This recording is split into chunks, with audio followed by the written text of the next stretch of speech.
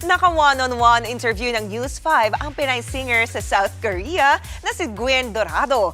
Minsan na raw niyang naisip na isuko ang pangarap pero lumaban pa rin at ngayon ay sumakses. Nasa frontline na balitang yan si MJ Marfori, exclusive. Saka napaka-awkward naman eh. Parang kailan lang nang mamangha ang Asia's Got Talent stage sa kanya.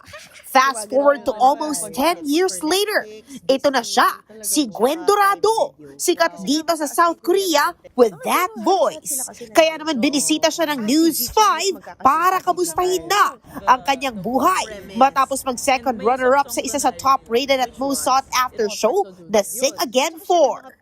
What has changed? Wow, a lot has changed in a span of 10 years. As in, grabe po training and in a span of 6 months dahil nga sa Sing Again, ang dami pong nangyari and pati yung Korean ko, it really talagang nag-improve. Pero paano nga nagsimula ang pakikipagsapalaran niya rito sa South Korea? Because of my song, Why Do We Love, sinulat ko po nun during COVID-19. Pero after nun, it went viral sa TikTok.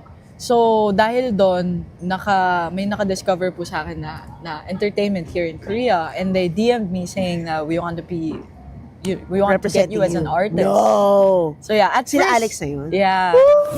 Nakikita rin daw ni Gwen ang sarili niya na kumakanta ng soundtracks ng mga K-drama. At isa raw yon sa mga goal niya sa kanyang karera rito. Nagpasample nga siya ng una niyang natutunan na K-drama song, ang You're My Garden mula sa paborito niyang K-drama na strong woman Do Bong Soon. 이렇게 love you, love you, love you. 사랑해.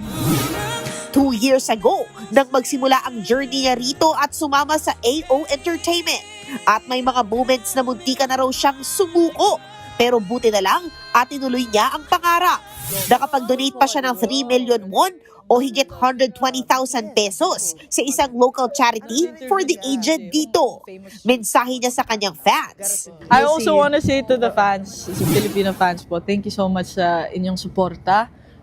Hindi ko po makakaya to without you. I mean, the views sa YouTube, sa Facebook, everything, dahil po sa inyo yon. And I wouldn't be here without all of you guys. Abangan din dahil we'll surely see more of Gwen dahil this summer, magkakaroon lang naman siya ng show sa Netflix. Mula Seoul, South Korea, nagbabalita mula sa Frontline. MJ Marfori, News 5.